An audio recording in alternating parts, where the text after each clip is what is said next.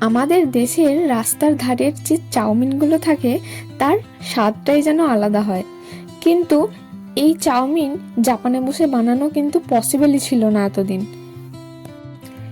জাপানে ইন্ডিয়ান রেস্টুরেন্টে এরকম চাউমিন খেয়েছি, কিন্তু বাড়িতে কোনোদিনও বানাতে পারিনি।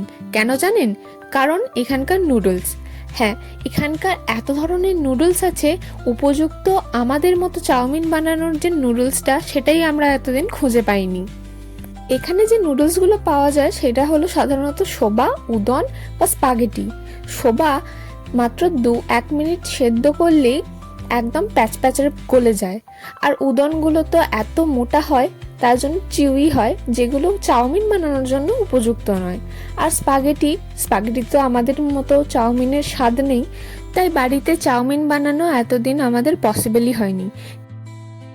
কিন্তু এখানের আমার এক বান্ধবী আমাকে এই চাউমিনের খোঁজ দেয়।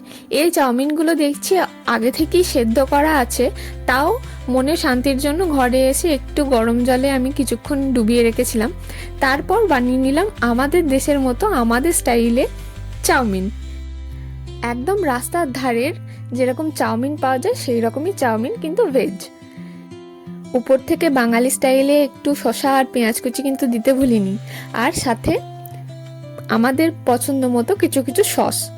এবার চলুন এটা আমার বরকে দিয়ে টেস্ট করাই।